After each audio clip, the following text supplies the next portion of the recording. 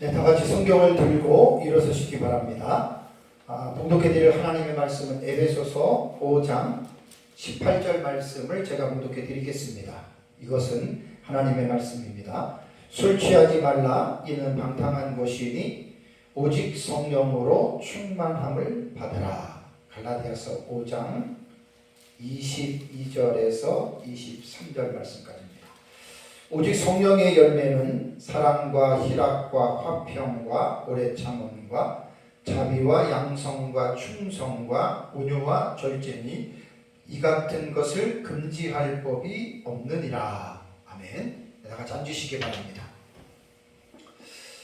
이번 시간은 성령의 열매 가운데 마지막 9번째 열매인 절제에 대해서 이제 은혜를 나누겠습니다. 성령 충만 시리즈 시간도 이번 시간이 14번째 시간이고요. 지금 에베소서 주예를 한 것은 지금 44번째 시간이 됩니다. 5장 18절에서 제가 넘어가지를 못하고 5장 18절에서 이제 14시간을 조금 가외로 빠져서 성령 충만 시리즈로 지금 이제 말씀을 전하고, 성령 충만 시리즈는 이제 이번 시간이 이제 마지막이 됩니다. 이번 시간이 마지막이 되고, 성령 충만 시리즈의 마지막에를 제가 성령의 9가지 열매로 텍스트를 잡아가지고 이제 쭉 하고, 오늘 이제 절제까지 얘기를 하면 이제 성령의 열매 마치고 또 성령 충만 시리즈에 대한 설교도 이제 마무리가 됩니다. 에베소서 5장 18절 말씀, 술 취하지 말라. 이는 방탕한 것이니 오직 성령의 충만함을 받아라. 이 말씀의 의미가 보통 말씀이 아니죠. 그래서 오직 성령의 충만을 받으라라고 하는 우리말의 번역은 조금 애매한 면이 없지 않아 있습니다.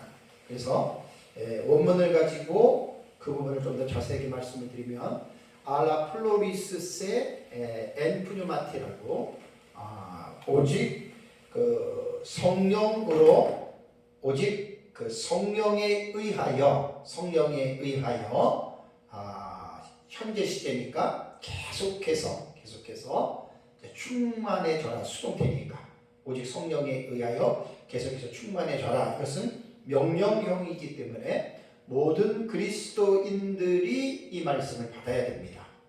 순종하지 않으면 그것도 죄가 되는 거예요. 그래서 성령 충만이 결국은 우리 신앙생활의 넘어짐과 일어남, 곧 승리와 성공과 실패, 승리와 실패가 결국 성령 충만에 달린 거예요. 그러니까 구원받은 사람은 우리가 예수 그리스도를 믿음으로 구원을 받았고, 구원을 받았기 때문에 이제 우리는 어떻게 살아야 되느냐? 이 땅에서 하나님의 말씀을 순종하면서 살아야 되는데, 그 순종하는 능력의 근원이 바로 무엇이냐? 그것이 바로 성령에 의하여 충만하게 되는 것입니다. 그래서 너무나 중요했기 때문에 이제 5장 18절에서 19절을 곧바로 넘어가지 못하고 14시간 동안을 이제 제가 머물렀다가 다음 주부터는 이제 19절로 이제 비로소 들어가기 시작됩니다. 이제 15개 우리말 역본을 보면은 모두가, 이것도 사람과 마찬가지로 모두가 다 절제로 번역을 했습니다. 우리말 성경에서 개정개혁 그 성경에 보면은 이제 절제라고 하는 말은 우리말 성경이에요. 이제 우리말 성경에 절제로 번역된 횟수는 12번 나와요. 12번 나오는데 12번 나온 헬라어 단어를 제가 다 찾아보니까 헬라어가 몇 개 나오느냐? 7가지가 나옵니다. 7가지를 다 얘기를 하면 시간 때문에 제가 이제 생략을 하고, 성령의 열매에서 절제에 해당되는 헬라어 단어는 엔크라테이아입니다. 엔크라테이아. 절제에 해당되는 헬라어는 엔크라테이아. 이렇게 됩니다. 헬라어. 절제의 헬라어 단어는 이제 엔크라테이아가 되는데, 영어로 말하면 셀프 컨트롤입니다. 셀프 컨트롤. 자기 자신을 이렇게 통제하는 거예요. 셀프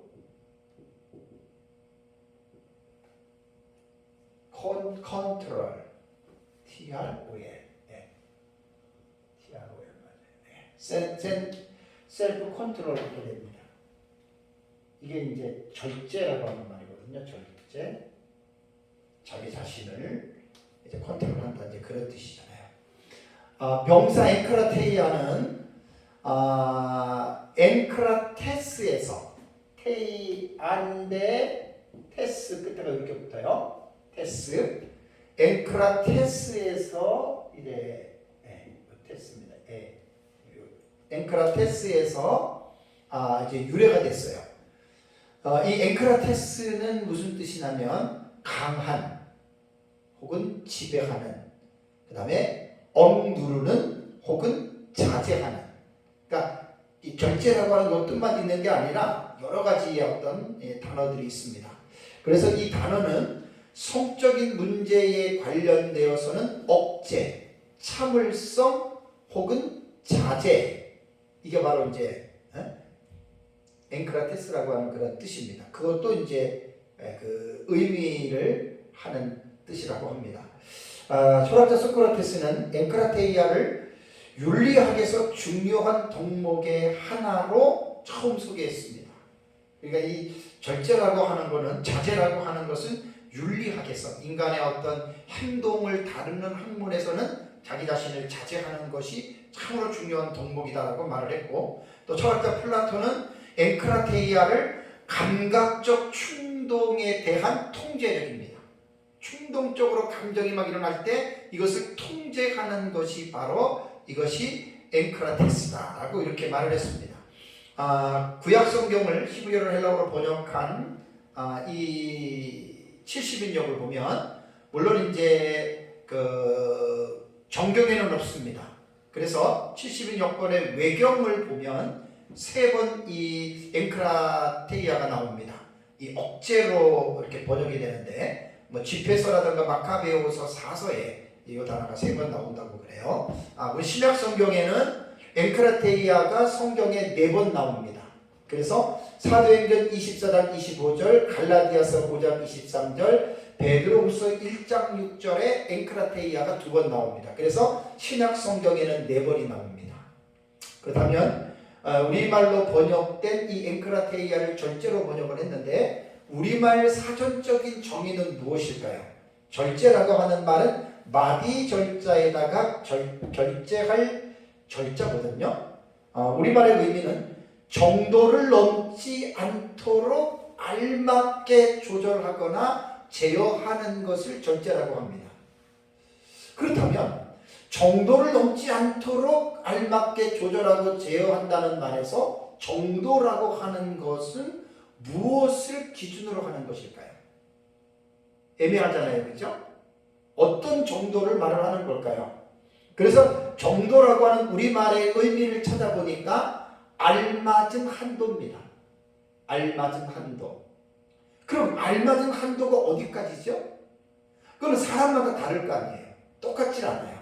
예를 들어서 수치가 정해있다면 1m면 1m, 30cm면 30cm, 이렇게 수치가 정해져 있는 수치라면 우리가 이제 정확하게 객관적으로 여기까지다라고 말을 할 수가 있는데, 여기에서 말하는 절제라고 하는 우리말에서 어떤 정도 혹은 한계를 말할 때는 이거는 그런 물리적으로 사용할 수 있는 부분이 아니거든요. 그러니까 형이상학적인 용어가 아니라, 이거는 형이하학적인 용어가 아니라 형이상에 속해 있는 그러한 물질계가 아니라는 거예요. 비물질계에서 사용하는 어떤 그 언어의 개념이기 때문에 이것은 한도를 말을 한도라고 하는 것은 여러분 말한다고 해서 쉽지 않습니다. 그래서 객관적으로 이제 정할 수 없는 그런 기준인데요. 그 이유는 사람마다 개인의 차이가 있습니다. 그래서 우리말의 절제라고 하는 이 단어에서 우리가 생각해 보아야 할 사실은, 우선 절제를 해야 할 항목을 정해야 됩니다. 어떤 부분에서 절제를 해야 되느냐. 그러면 정도를 알맞게 정한다 그러잖아요. 그거 뭐 음식이면 음식, 뭐 운동이면 운동, 오락이면 오락, 뭐 공부면 공부, 이러한 구체적인 어떤 항목들을 정해야 되고, 그리고 그 일들을 행함에 있어서 각자가 나름대로 알맞게 이제 절제해야 된다라고 하는 말입니다. 그래서 이 절제라고 하는 용어는 인간의 내면적으로 일어나는 욕구 혹은 욕망과 관계가 있는 단어예요. 욕구라는 말이 뭘까요? 욕구는 하고자 할 욕자에다가 구할 구자입니다. 그러니까 무엇을 얻거나 무슨 일을 바라고 간절하게 바라고 원하는 것을 가지고서 욕구라고도 얘기를 하고 욕망이라고도 보통 같은 뜻이더라고요. 그래서 절제라고 하는 것은 인간의 내면에서 솟구쳐 오르는 이 욕구와 욕망을 알맞게 나름대로 조절하는 것을 가리켜서 절제라고 이렇게 말을 합니다. 그래서 조금 전에 말씀드린 대로 객관화를 시킬 수가 없습니다. 왜냐하면 개인차가 있기 때문에. 그래서 제가 신약 성경에 사용된 절제에 대한 내용 몇 가지를 여러분들에게 오늘 좀 말씀을 드리고, 마지막 부분에는 이제 그 메슬로우의 5가지의 인간의 욕구가 있습니다. 5가지 욕구. 요거 좀 내가 마지막으로 여러분들에게 말씀을 드리면서 절제에 대한 설교를 오늘 좀 하려고 합니다. 자, 그렇다면 이제 성경에 나오는 신약 성경의 절제에 대한 내용 몇 가지에 대해서 제가 말씀을 드리면, 첫 번째는요, 바울은 총독 벨리스에게 절제의 삶을 살아야 할 것을 교훈했습니다. 사도행전 24장을 가보세요. 사도행전 24장 25절. 사도행전 24장 25절을 보면 바울이 의와 절제와 라는 말이 나오죠. 바울이 의와 절제와 장차 오는 심판을 강론하니 벨릭스가 두려워하여 대답하되 시당은 가라, 내가 틈이 있으면 너를 부르리라 라는 말이 나옵니다. 자, 여기서 절제가 바로 이 엥크라테이아라고 하는 헬라어 단어입니다. 절제가 이 엥크라테이아라고 하는 단어인데요. 여기서 이제 그 당시에 사도행전 바울의 사역을 할 당시에 이제 유대 총독이 벨릭스인데, 벨릭스는 어떤 사람이냐면 잔인함과 탐욕으로 유명할 만큼 아주 못된 사람이, 한마디로 말하면. 그래서 벨릭스는 상습적으로 잔혹한 어떤 행위들을 했는데 그것이 그 당시에는 널리 알려졌다고 역사가들은 이야기를 하고 있습니다. 특별히 유대인 역사가 요세푸스에 의하면 벨릭스는 총독으로서 특권을 이용해서 뇌물과 여색을 탐하는 등 온갖 악행을 도모했던 그러한 사람이었습니다. 특히 자신의 비위를 거스리는 자들을 암살하고 동원해서 아주 이러한 못된 일을 서슴지 않고 했던 그러한 총독이라고 합니다. 근데 벨릭스의 아내가 이 당시에 누구였냐면 드루실라입니다. 드루실라. 그 앞에 보면 나와요. 그럼 드루실라는 과연 벨릭스가 이 드루실라와 정상적인 혼인 사실혼 관계 속에서 맺은 어떤 그러한 부인이었겠느냐? 불륜의 관계로 맺은 사이입니다. 우선 이 드루실라는 누구냐면 헤롯 아그리파 1세의 막내 딸인데요.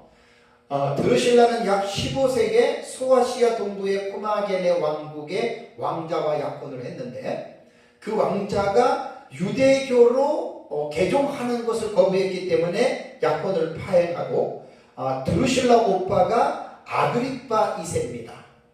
우리 그 사도행전에 보면 아그리파 왕이가 나오잖아요. 그 오빠가 아그리파 2세인데 이 드루실라를 수리아의 작은 나라인 에메사 왕과 결혼을 시켰습니다. 이때가 16살입니다.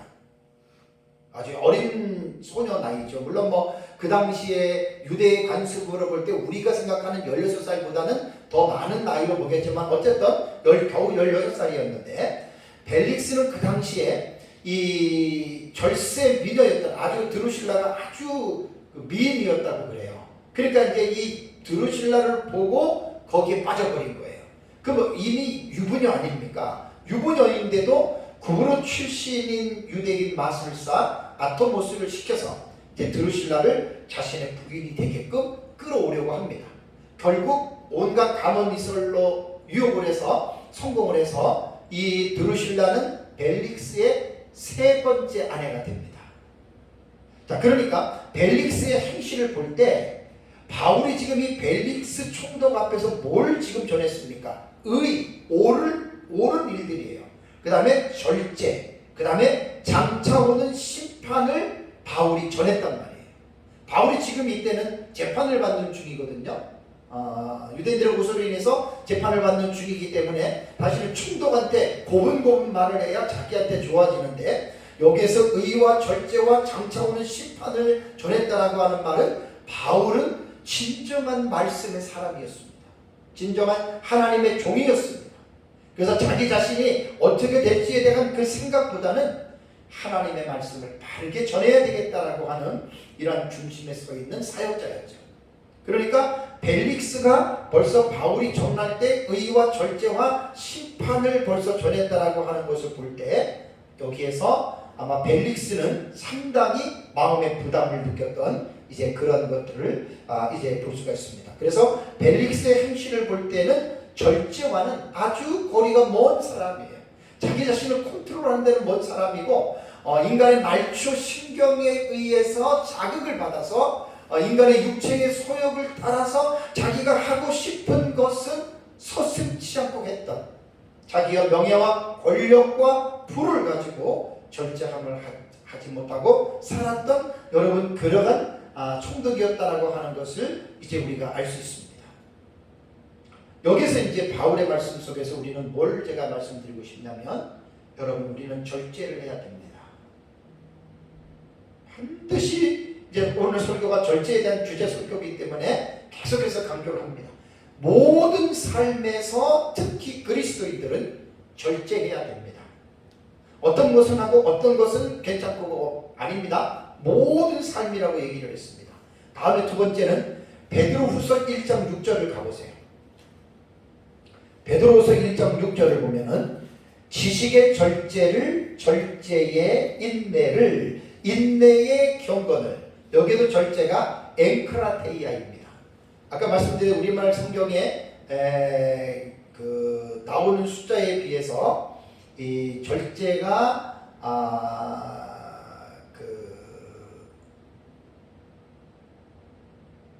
7가지 12번이 나오는데 헬라어 단어가 7가지가 사용됐다고 했잖아요. 그렇죠? 그러니까 여기도 앵크라테이아로 되어 있습니다. 여기에 보면은 이제 지식의 절제를 낼 때 앵크라테이아라고 하는 이 단어를 이제 사용을 했습니다.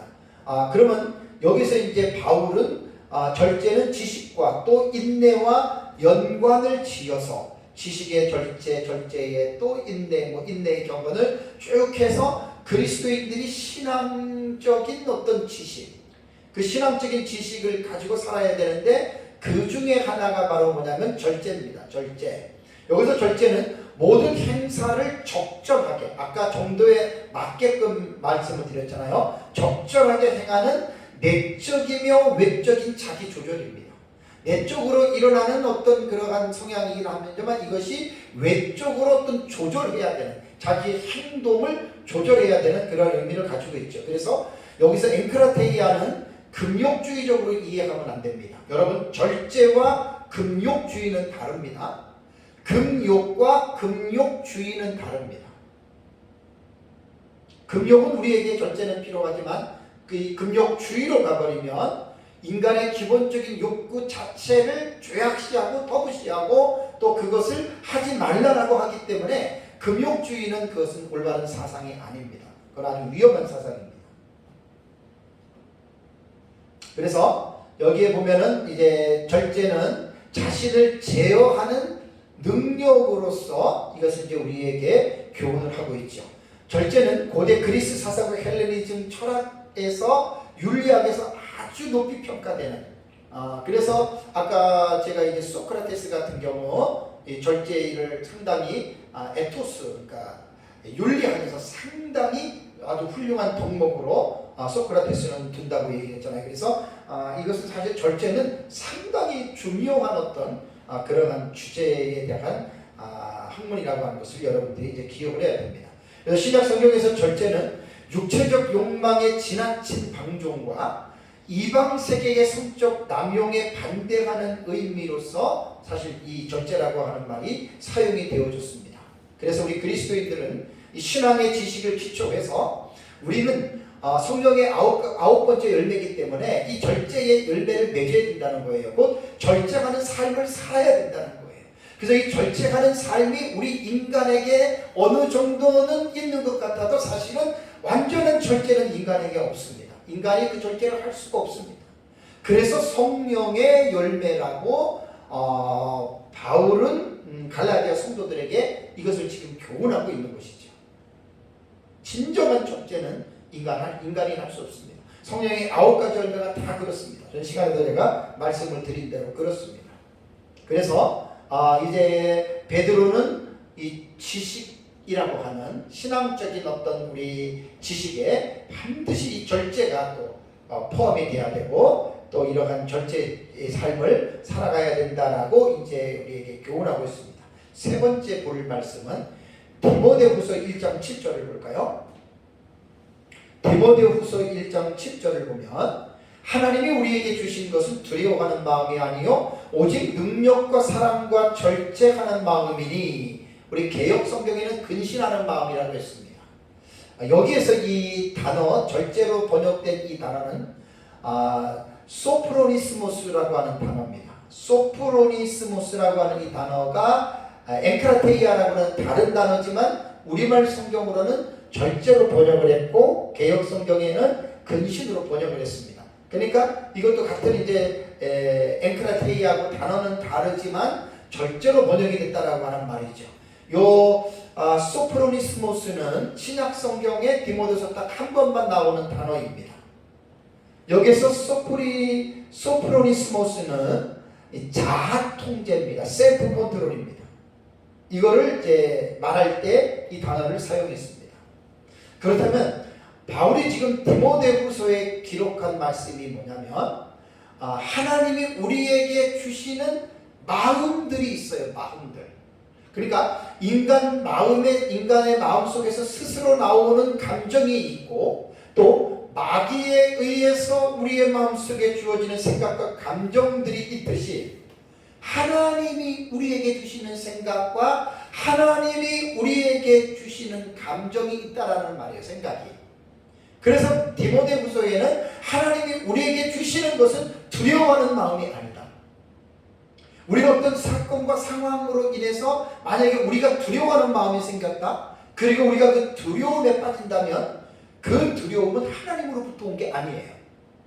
그래서 여러분, 두려움이라고 하는 이 감정이 우리를 엄습할 때에는 우리는 예수 그리스도의 이름으로 그 두려움의 감정을 내쫓아야 됩니다. 왜냐하면 분명히 오늘 하나님이 우리에게 주시는 것은 두려워하는 마음이 아니다. 온갖 각종 두려워하는 마음은 하나님이 준 것이 아닙니다. 그렇다면 누가 줬겠습니까? 마귀가 줬거나 아니면 인간적인 내 생각에서 그러한 두려워하는 마음이 나올 수가 있기 때문에 우리가 그런 것들을 잘 분별해야 됩니다. 그리고 바울이 말하고자 하는 것은 뭐냐면 하나님이 주시는 우리 마음은 오직 능력과 사랑과 절제하는 마음이다. 우리가 어떤 일을 하다가 내가 이게 너무 좀 과한 것 같다, 너무 좀 지나친 것 같다, 이거 내가 절제해야 되겠다, 그것은 하나님이 준 마음입니다. 우리 그런 거 느끼잖아요. 이게 내가 너무 한 거 아니야? 내가 오늘 너무 많이 먹는 거 아니야? 이런 것 다 하나님이 절제하는 마음을 우리에게 주신다. 물론 인간의 이성을 통해서도 그러한 여러분 그 셀프 컨트롤적인 차원에서 우리가 이런 것들이 이루어질 수는 있습니다. 그러나 오늘 성경에서 말하는 것은 하나님이 우리에게 그러한 능력과 사랑과 절제하는 마음을 하나님이 우리에게 주신다라고 하는 말은 그렇게 살아가야 한다라는 말입니다. 그래서 우리가 과할 때 있잖아요. 과할 때 뭐든지 과할 때 절제에 대한 생각이 올 때는 하나님이 그만하라고 하는구나 생각하면 됩니다. 그리고 그렇게 힘쓰면 됩니다. 네 번째, 고린도전서 9장 25절을 보겠습니다. 고린도전서 9장 25절을 보면 이기기를 다투는 자마다 모든 일에 절제하나니 그랬습니다. 모든 일에 절제하나니가 엔크라튜오마이라고 하는 단어입니다.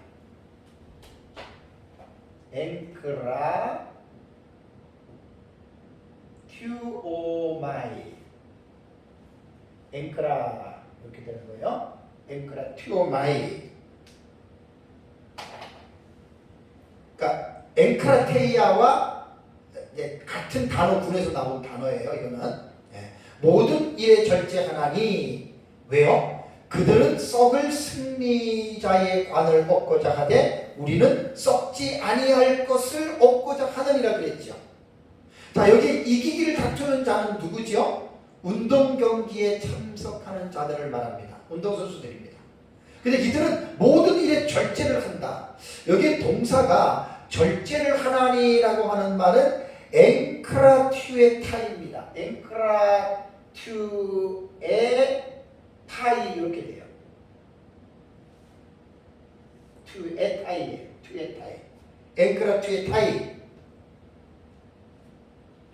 요 동사 절제하나니라고 하는 앵크라튜에타이는 고대 그리스 운동 경기자들이 사용했던 전문 용어라고 합니다.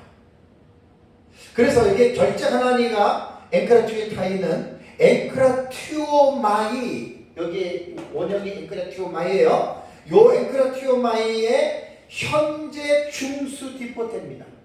현재형이고 중간 수동태 중수 디포테. 디포테는 이제 뭐 오마이 동사라고 이렇게 요걸 이제 디포런트 동사라고 이야기를 하거든요. 중요한 건 뭐냐면 현재 중간 수동태라는 말, 현재 중수태라는 말이에요. 그러니까 절제는 계속하는 거예요. 그러니까 운동 선수들이 여러분 보면 우리가 느끼잖아요. 네? 보통 고대 운동 경기를 앞둔 선수들이 보통 그 경기를 앞두고 한 10개월, 뭐 우리 올림픽 같은 경우는 막 4년이잖아요, 그죠? 네? 그 기간 동안에 얼마나 고된 훈련을 받으면서 절제합니까? 음식도 마음대로 못 먹지요. 오락도 그렇지요. 잠자는 것도 그렇지요. 모든 면에 여러분 절제하지 않습니까? 그러니까 이것은 현재 시대이기 때문에 신앙으로부터 현재이기 때문에 계속적으로 절제를 해야 된다는 거예요. 근데 여기서 이제 중간태의 의미로 볼 때에 중간태는 뭐라 그랬죠? 중간태는 자신을 위해서예요. 자신을 위해서 오만이라고 하는 동사 이것은 수동태로 보이지만 해석은 뭐로 하라 그랬어요? 능동태로 하라 그랬죠. 이제 들으니까 이제 잘 아시잖아요. 그러니까 뭐냐면 절제를 하는 것은 누구를 위해서? 자기 자신을 위해서 억지로 절제를 하는 것이 아니라 능동태이기 때문에 자기 자신을 위해서 자발적인 절제를 하는 거예요. 아, 내가 이제 1년 뒤면은 내가 시합을 나가는데 그 시합을 나가기 위해서 나는 먹는 거 이거 좀 줄여야 돼. 딱 그러면 그게 어떤 계속해서 억지가 아닌 자기 자신을 위해서 능동적으로 여러분 그 일을 절제한다 그 말이에요.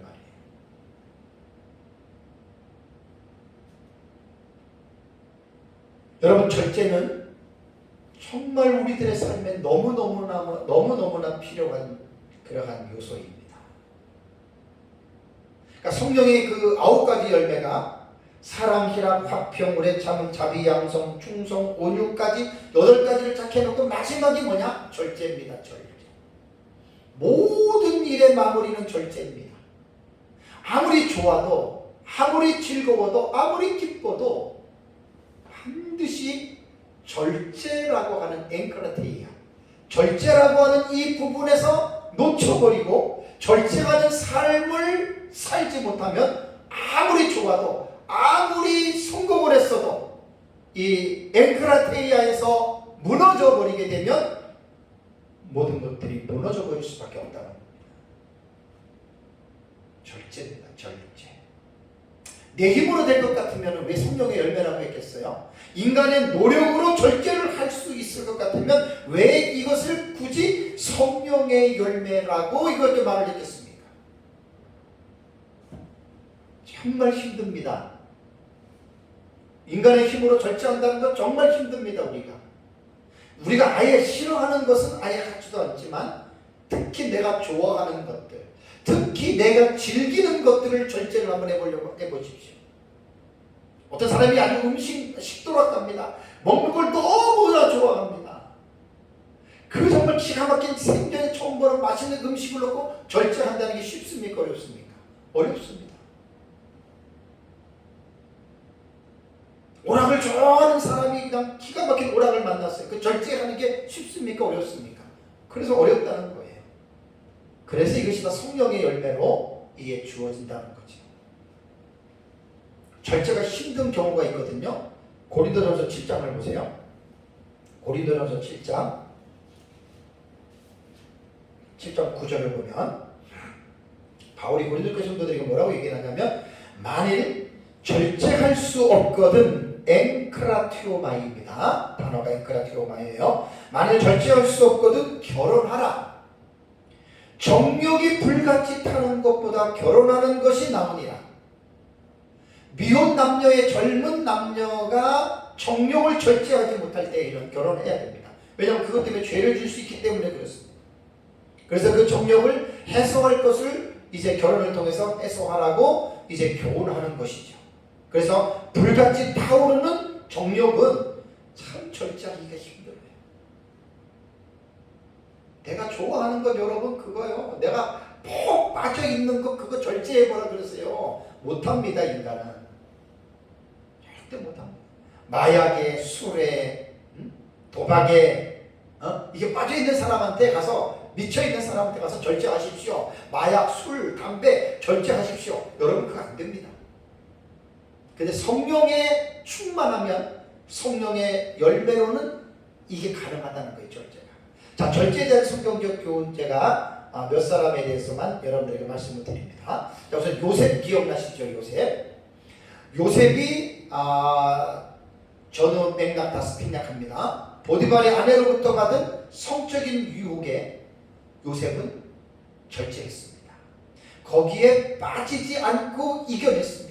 그리고 청년의 정욕을 절제함으로써 요셉은 승리했습니다. 그렇다면 요셉이 보디발 아내의 성적인 유혹으로부터 이겨낼 수 있었던 비결이 있습니다. 그냥 이겨낸 게 아닙니다.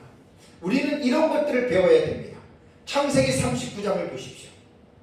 창세기 39장 7절과 9절을 보시면 그 후에 그의 주인의 아내가 요셉에게 눈짓하다가 동침하기를 청하니 요셉이 거절하며 자기 주인의 아내에게 이르되 내 주인이 집안의 모든 소유를 간섭하지 아니하고 다 내 손에 위탁하였으니 이 집에는 나보다 큰 이가 없으며 주인이 아무것도 내게 금하지 아니하였어도 금한 것은 당신뿐이니 당신은 그의 아내임이라라고 요셉은 분명하게 그 자기를 성적으로 유혹하는 그 주인 마님에게 이 말을 합니다.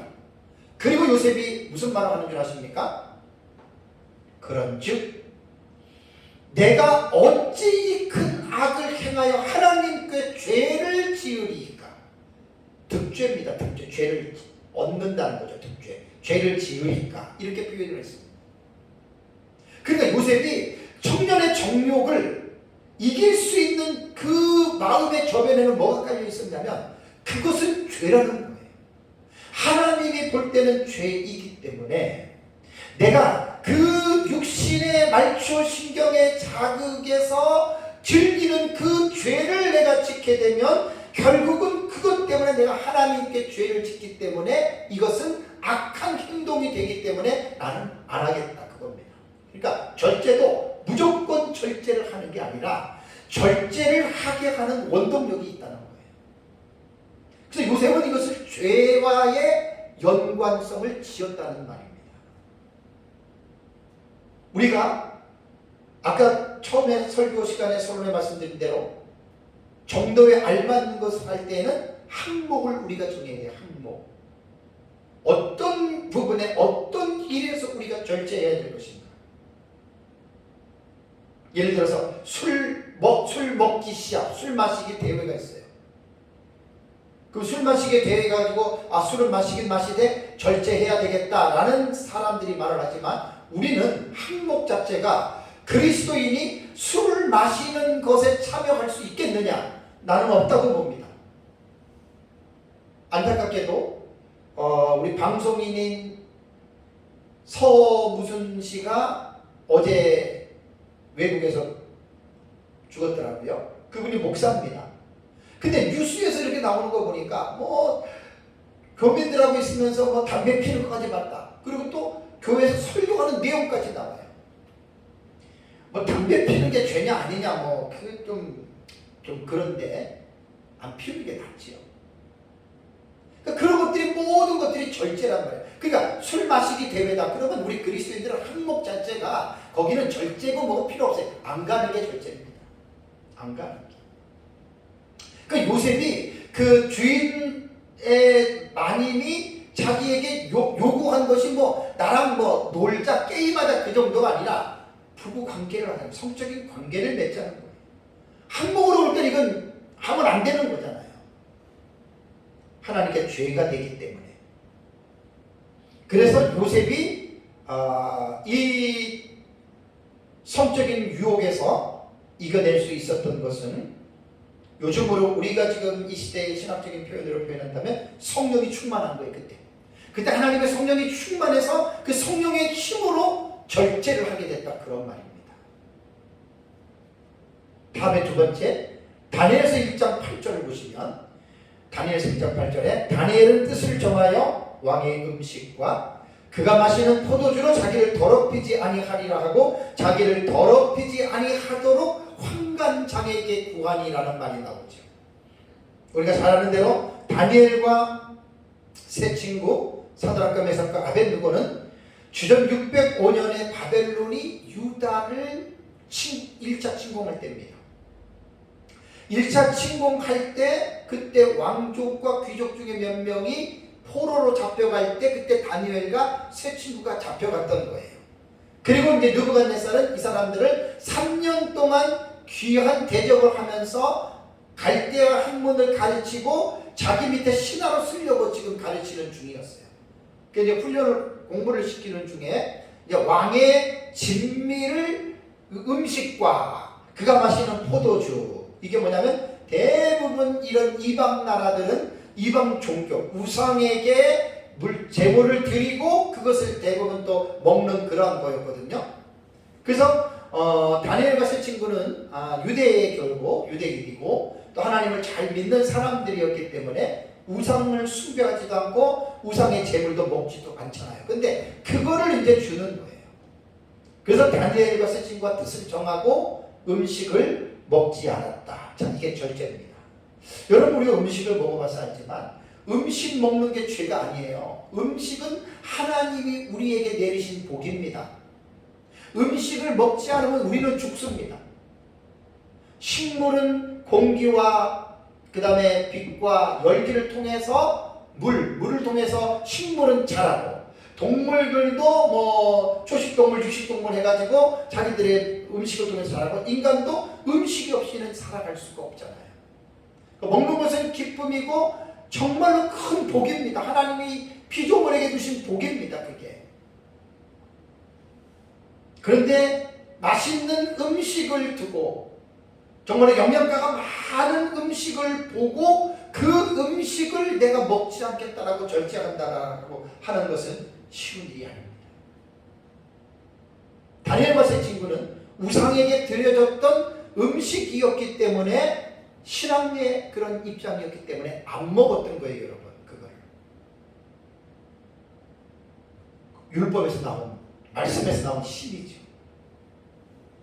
그래서 그런 율법의 열정 때문에 하나님의 말씀에 대한 열정 때문에 결국은 절제할 수 있었다라고 하는 것이죠. 그러니까 우리가 조금 전에 말씀드린 대로 무조건 절제해라 절제해라 그래서 절제되는 게 아니라 왜 절제해야 되고 무엇 때문에 절제해야 되는지 그 이유를 분명하게 알면 그 절제가 생각보다 훨씬 더 쉬워질 수가 있다라고 하는 말입니다. 요셉처럼 내가 절제하지 않고 그 일을 하게 되면 죄를 짓는 일이기 때문에 나는 안 하겠다. 이러한 뭔가 소스가 있잖아요. 소스가 분명하면 그 일을 할 수가 있습니다.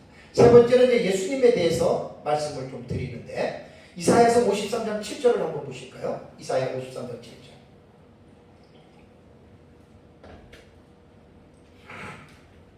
이사야 53장 7절을 보면 그가 곤욕을 당하여 괴로울 때에도 그의 입을 열지 아니하였으며 마치 도수장으로 끌려가는 어린 양과 털 깎는 자 앞에서 잠잠한 양같이 그의 입을 열지 아니하였도다 그랬죠.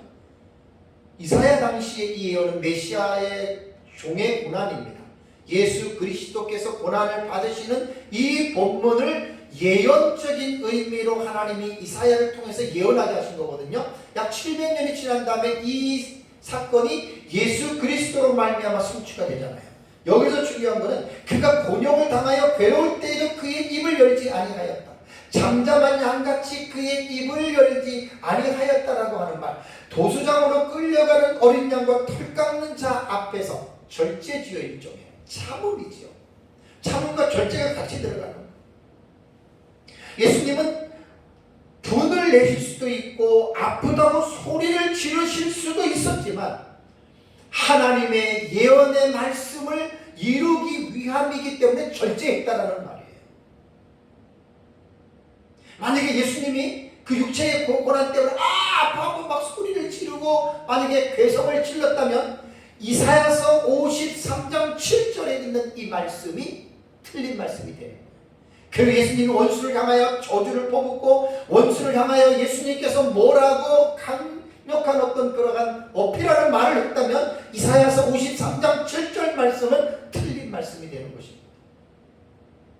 예수님이 세상에 오셔서 그가 하셨던 모든 말씀들은 하나님이 자신에게 주신 말씀대로 100% 그분은 순종하셨기 때문에 이미 예수님 세상에 오시기 전에 600~700년 전에 이미 이사야 선지자를 통해서 메시아의 종의 고난에 관한 예언에서 그가 곤욕을 당하여도 괴로울 때에도 입을 열지 아니했다. 마치 도수장으로 끌려가는 어린 양과 털 깎는 자 앞에서 잠잠한 양같이 그의 입을 열지 아니하였도다라고 하는 이 말씀을 이루기 위해서 육신 쪽에서는 올라오는 입을 열고 신음과 고통을 또 원수를 향한 그 악랄한 표독한 말을 하고 싶었지만 이 말씀을 이루기 위해서 예수 그리스도는 육신적인 면에서 절제하셨다. 이렇게 보시는 게 옳습니다. 우리는 이 말씀을 볼 때 어떤 생각이 듭니까? 우리는 어떻게 해야 되겠습니까? 당연히 성령 충만함으로 말미암아 우리도 모든 삶에서 절제를 해야 된다고 하는 거예요. 주제 설교이기 때문에 포인트는 원포인트입니다. 여러 가지 복잡한 말씀은 없습니다. 우리가 절제를 어떤 면에서 절제를 해야 할까요? 뭐를 절제를 해야 될까요? 어떻게 절제를 해야 될까요? 도대체 절제의 항목은 뭐냐? 관이라 그러죠. 항목은 뭐냐? 그것이 바로 성경 66권입니다. 우리가 무엇을 절제해야 될까라고 할 때 그 준고의 틀 있잖아요. 준고의 틀. 그 준고의 틀은 성경입니다. 성경. 창세기부터 계시록까지 성경 66권에 기록된 그 말씀을 근거해서 여러분 우리는 절제를 해야 된다고 하는 사실입니다. 마지막으로 우리의 삶의 전 분야에 걸쳐서 절제해야 될 요소들에 대해서 여러분들에게 좀 말씀을 제가 드리려고 합니다. 아까 말씀드린 대로 욕구는 무엇을 얻거나 무슨 일을 간절히 바라고 원하는 것이 여러분 욕구라고 했잖아요. 그렇다면 인간의 욕구에는 치열한 경쟁 속에서 살아남으려고 하는 생존 욕구부터 시작해서 고차원의 인간의 욕구가 뭐냐면 자아실현의 욕구입니다. 거기에까지 아주 광범위하지요. 인간의 욕구는. 그래서 인간의 욕구는 아주 매우 다양하고 많은데 미국의 심리학자이자 철학자인 에이브러햄 메슬로우라고 하는 심리학자가 있습니다. 이 사람이 1943년에 인간 욕구에 관한 욕구 이론에 대한 학설을 발표를 했는데 이것이 그 유명한 메슬로우 5단계의 이론입니다. 자, 메슬로우의 5단계의 이론에 의하면 사람은 누구나가 5가지 욕구를 가지고 태어나는데 이들 5가지 욕구에는 우선순위가 있어서 단계적으로 구분된다는 거예요. 그래서 그 5단계를 어떻게 해놨냐면 피라미드 구조로 이제 메슬로우는 설명을 했습니다. 뭐 인터넷 보면 옛날에 심리학 공부할 때도 많이 배웠는데 제가 칠판에 써놨습니다. 자, 피라미드 구조로 볼 때 가장 밑에 있는 욕구가 생리적인 욕구고 그 생리적인 욕구가 충족이 되면 안전의 욕구가 발동이 된다 그래요. 안전의 욕구가 충족이 되면 애정과 소속의 욕구로 발전하고, 애정과 소속의 욕구가 충족이 되면 존경, 자존의 욕구로 또 이렇게 올라간다 그래요. 존경의 욕구에서 이제 이것이 충족이 되면 자아 실현의 욕구로 올라가는데, 인터넷에서 글들을 봤을 때 자아 실현의 욕구를 또 위에 세 단계가 있더라고요. 세 단계. 한 단계, 두 단계, 세 단계 해가지고 어떤 사람은 메슬로우의 5단계 이론에다가 3개를 더 추가해가지고 8단계로 보는 게 있습니다. 자, 그렇다면 자, 여기에서 제가 이제 간략하게 우선 이제 모든 절제에 대한 지금 부분을 말씀을 드리기 위해서 일반 심리학자의 학설을 제가 가지고 온 거예요. 그러면 이 이론에 따르면 욕구의 단계별로 순서적으로 충족이 돼야 돼요. 그래야지만 이 욕구는 계속해서 진보, 올라가는 거예요. 이것이. 그런데 메슬로우의 욕구 이론은 인간의 욕구를 다루는 이론 중에 가장 유명한 이론입니다. 아주 오랫동안 지금까지 계속 이것이 회자되고 있는 것을 보면 되게 유명한 이론이지만 이 이론도 한계가 있습니다. 그게 뭐냐면 욕구 간의 구분이 모호해요. 왜냐하면 메슬로우가 본 기준이기 때문에 또 다른 사람이 볼 때는 다를 수도 있거든요. 그리고 우선순위나 중요도도 개인에 따라 다르기 때문입니다. 그렇기 때문에 모호하다는 거예요. 또한 이 이론은 과도하게 개인 중심적인 면이 있기도 하기 때문에 메슬로우의 이 5대 욕구가 이것이 절대적이거나 완전한 이론은 아니라는 거예요. 그럼에도 불구하고 지금까지 1943년에 발표된 이후 지금까지 이 메슬로우의 5대 욕구 이론을 지금도 사람들이 회자되고 있는 것을 볼 때에 이것은 우리가 상당한 지식적인 일리가 있다라고 하는 것으로 여러분 우리가 이제 이 부분을 우리가 이제 받아들이면 되겠습니다. 자, 첫 번째 설명을 간단하게 하겠습니다. 제일 밑에 있는 욕구가 기본 욕구가 뭐죠? 생리적인 욕구입니다. 이 생리적인 욕구는 최하위 단계의 욕구로서 우리가 숨을 쉬는 것 공기, 그다음에 마시는 것 물, 그다음에 온갖 음식을 먹고요. 또 음식을 먹으면 배설하기 위해서 화장실을 가고 또 우리가 밖에 나갈 때 옷을 입고 또 피곤하면 잠을 자고 또 결혼한 사람들은 부부간의 성적인 관계 등 인간의 가장 기본적인 욕구들과 관계 있는 게 이 생리적인 욕구입니다. 인간의 근본적인 욕구죠. 가장 기본적인 욕구죠. 인간이 가장 비참할 때가 언제냐? 먹을 것 없고 잘 데가 없고 이게 제일 인간 비참한 거예요.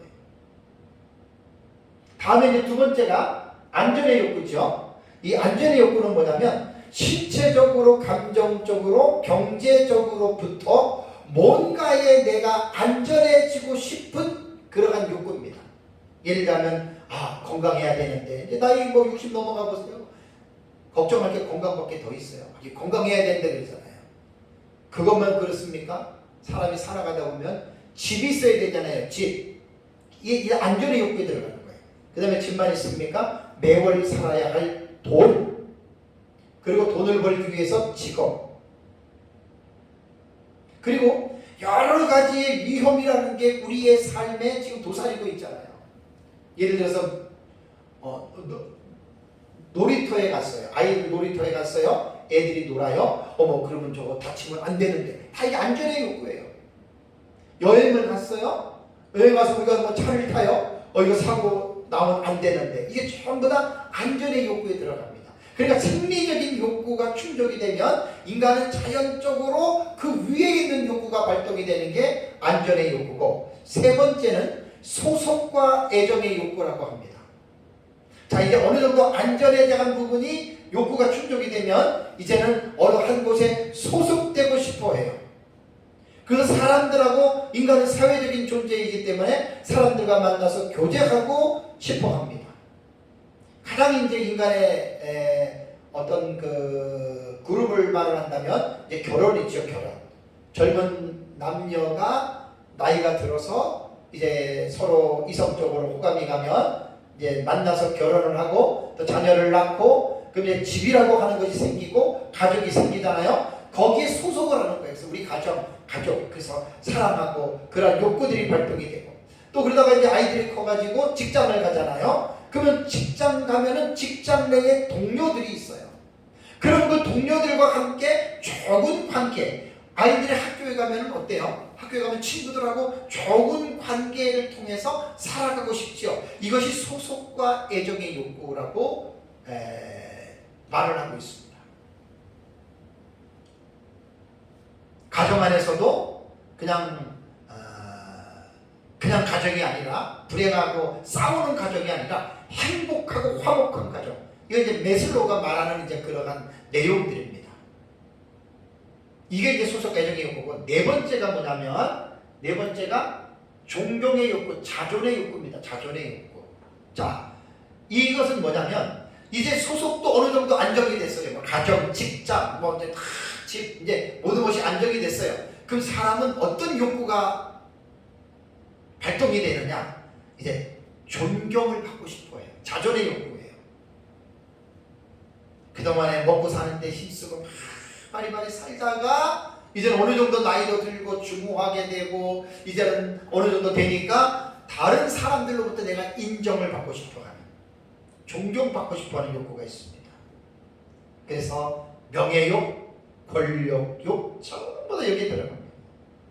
자, 만약에 여러분 1차적인 생리적인 욕구가 충족이 되지 않았다고 생각해 보세요. 먹고 사는데 바쁘고 그냥 입에 풀칠하기 바쁘고 정말로 바빠요. 여러분 그런 사람이 무슨 안정과 애정과 소속과 존경의 욕구가 이게 생각할 겨를이 있겠습니까? 없습니다. 그러니까 메슬로우가 어느 정도의 욕구들을 체계적으로 정립한 것을 우리가 인정할 만합니다. 그래서 이제 자기 자신이 타인으로부터 이제 존경받고 싶어하는, 어떻게 보면 잘난 체하고 싶어하는, 잘난 체해서 사람들로부터 인정을 받고 싶어하는 욕구들이 사람들에게는 누구에게나 다 있어요. 저도 그렇고 없는 사람 없어요. 우리가 잘나지 못했기 때문에 존경을 못 받는 거지. 잘나보세요. 존경받죠. 그 존경받는 거 싫어하는 사람 하나도 없습니다. 그래서 자기 존중의 욕구가 결핍이 되면 우울증 및 각종 신경증과 정신질환까지 발전할 수 있습니다. 직장 내에서 높은 직위, 사업의 확장, 사회적 위치 혹은 명예 등 이러한 모든 것들이 자기의 어떤 존경, 존중의 어떤 자존의 욕구에 들어간다는 말이에요. 자, 마지막으로 이제 메슬로우가 말한 최고위의 이 욕구는 뭐냐면 자아 실현의 욕구입니다.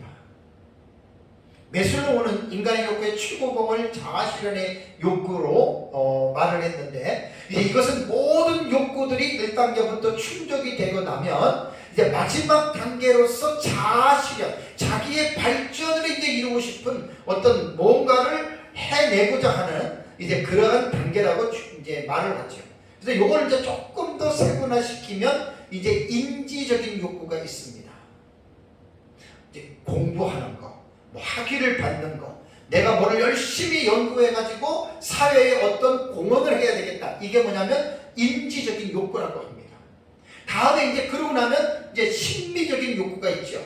뭐 뭔가 아름다움, 자신의 아름다움, 외모를 가꾼다거나 막 운동을 한다거나, 이거는 여기 먹고 살기 바쁜 사람들이 운동하고 외모 가꿀 겨를이나 있습니까? 그러니까 이제 이게 결국 이제 그렇게 되는 거예요. 그 다음에 이제 마지막이 뭐냐면 자기의 잠재력을 발휘해서 이제 뭔가 사회에 공헌을 하고 뭔가 이제 이렇게 뭔가 이렇게 뭐 봉사하는 그런 좀 거룩한 어떤 고상한 어떤 그런 욕구들이 있죠. 이게 자아 실현의 욕구라고 합니다. 자, 그렇다면 제가 왜 지금 메슬로우의 5대 욕구를 여러분들에게 말씀을 드렸느냐? 오늘 제 설교는 절제잖아요. 절제. 우리가 신앙적으로는 절제의 항목은 성경에 있습니다. 그리고 우리는 인간이기 때문에 인간의 내면의 욕구라는 것이 인간은 누구나가 다 갖고 있습니다. 그런 욕구들을 조금 더 폭넓게 제가 펼쳐본 거예요. 그래서 매슬로우가 만들어 놓은 매슬로우의 욕구 이론을 가지고 이제 우리는 욕구들을 한번 제가 조금 한번 펼쳐놓은 겁니다. 여기에서 이제 중요한 것은 뭐냐?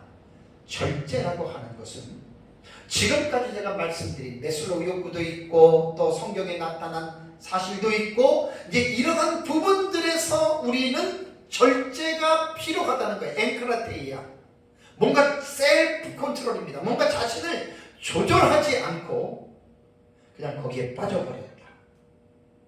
그러면 문제가 여기서 생기는 거고 죄도 거기서 생기는 거예요.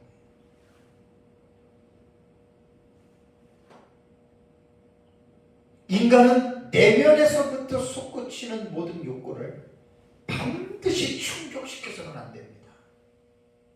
계속해서 그 욕구를 충족시키다 보면 인간은 죄를 짓고 인간은 죽습니다.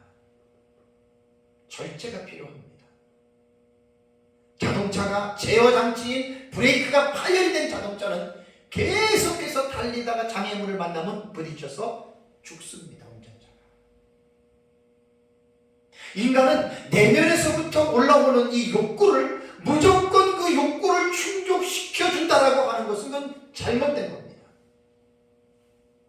절제가 필요합니다.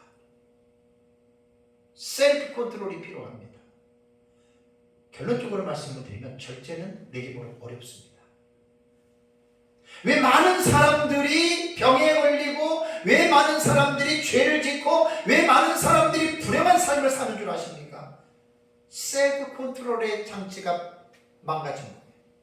자기 절제가 안 되는 거예요. 술도 어느 정도 마시면 되는데 계속 술이 술을 마약이 마약을 폭력이 폭력을 계속해서 만들어가는 거예요. 제공장치가 망가진 거예요. 하나님과의 관계에서 절제가 필요합니다. 몇 주 전에 기억나십니까? 한 3, 4주 전이죠. 하나님의 성령을 근심하게 하지 말라. 우리가 우리 안에 계시는 성령을 늘 근심하게 하는 일들을 많이 합니다. 그거 절제하셔야 됩니다. 하나님 말씀 불순종하는 거 그것도 절제하셔야 됩니다.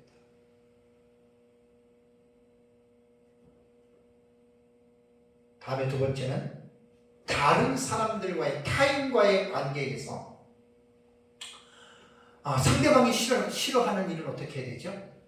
상대방이 싫다는 거 하면 안 되죠. 그렇죠? 근데 상대방이 싫어하는 것을 즐기는 사람들이 있습니다. 한 달 전인가요? 더 글로리아예요? 그거 저기 학폭 그 무슨 글로리? 글로리예요? 더 글로리예요. 글로리아 영광이라는 말인데 글로리 거기 보면 학폭이잖아요. 내가 그거를 1시간 요약된 거를 한 달, 2달 된 것 같아요. 뭔가 이렇게 막 학폭 그래서 어떻게 보다 보니까 1시간을 딱 요약된 거를 봤는데 그거 드라마 잘 만들었어요. 거기에 뭐가 나오죠? 아이를 폭력을 즐기잖아요. 그죠? 어떻게 돼요? 와, 끔찍하게 그 결말이 진행되는 걸 보고 이거 좀 잘 만들었다. 왜? 남에게 고통과 불행을 즐기는 사람들이 반드시 인간보에 따라서 그렇게 벌을 받아야 된다라고 하는 뭔가 작가가 그러한 어떤 그 뉘앙스를 거기다 집어넣은 거예요. 그걸 말하고 싶었던 절제가 안 되잖아요. 내가 사람을 괴롭히는 게 나는 즐거워. 인두로 사람을 지지고 때리고 심부름시키고 자기는 즐거워. 근데 상대방이 싫어하잖아요. 절제해야죠. 전철 타고 가다 보면 조용한데 전화가 왔는데 그래 잘 있어 막 소리치는 사람이 그 절제해야죠. 술 먹고 기분 좋다고 밖에 나가서 밤 11시가 됐는데 아파트에서 두만강 푸르문에 뭐 무슨 노래를 부르고 여러분 그 절제해야죠. 고성방가. 신앙생활은 안 그런 줄 아십니까? 자, 구역 예배를 드려요 집에서. 근데 막 박수 치면서 성령이 임했다고 그냥 막 박수 치면서 옆집도 생각도 안 하고 문 열어놓고 막 찬송 크게 부르고 기도 크게 하고 막 어떤 사람들은 막 밤하늘 무슨 말인지도 모르고 막 랄랄랄랄랄 돼요. 여러분 절제해야지요. 타인과의 관계에서 여러분 절제할 게 많습니다. 성령의 열매 중에서 자비에 대해서 여러분 말씀을 드렸죠. 자비, 친절로 가야 됩니다. 양선도 착한 일이에요. 절제해야 됩니다. 마지막으로 자신과의 관계에서 철저한 절제가 필요합니다. 자신을 이기지 못하면 지는 겁니다. 모든 곳에서 집니다. 세상에서 여러분 제일 적수가 누군 줄 아세요? 나의 제일 무서운 적수는 타인이 아니고 나입니다. 옛사람이 자기 자신입니다. 음식도 입에 당긴다고 계속 먹다 보면 육체는 비만해집니다. 현대의학의 통계로 볼 때 비만은 만병의 근원입니다. 의사들의 권고를 보면 비만한 사람들에게 붙는 병이 5가지가 세트로 딱 붙어버리죠. 고혈압, 당뇨, 콜레스테롤로 인해서 고지혈, 지방간, 심혈관 질환. 이거 의사들이 말한 거예요. 세트로 딱 붙어버려요. 비만한 사람들. 비만할수록 이러한 병들이 많아진다. 입에 땡긴다고 막 먹으면 안 돼요. 조절하고 절제해야 됩니다. 운동도 현대인들의 지금 운동은 필수잖아요. 참 운동 좋습니다. 운동해야 됩니다. 그런데 이 운동이 지나치다고 생각해 보십시오. 절제해야 됩니다. 이것도. 그 다음에 미혼이든 기혼이든 성적인 욕구들 이것도 절제해야 됩니다. 수면, 잠도요. 너무 안 자는 것도 그 절제해야 돼요. 좀 자야 돼요. 그런 사람은. 많이 자는 사람들 좀 줄여야 됩니다. 그것도 다 절제해야 됩니다. 이 외에도 우리들의 일상생활에서 절제할 요소들이 너무 많습니다. 아무리 좋은 것이라 하더라도 절제는 꼭 필요한 덕목입니다. 중요한 것은 결론적으로 절제가 인간의 능력과 노력으로는 안 된다는 거예요. 절제는 성령의 열매입니다. 엔 푸뉴마티 소유격입니다. 성령에 의하여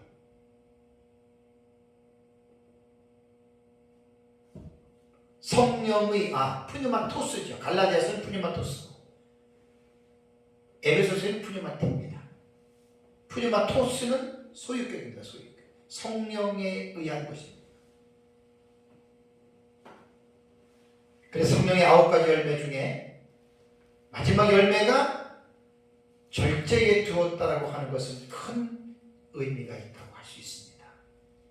그리스도인들이 죄악된 세상을 살아가다 보면 모든 일에 절제된 삶을 살지 않으면 삶에 큰 문제가 생기고 어려움을 겪게 됩니다. 그래서 내 힘으로 되지 않는 이 절제를 여러분들이 성령으로 충만해서 성령의 도우시는 은혜로 모든 일에 절제의 아름다운 삶을 살아가시기를 주님의 이름으로 축복합니다.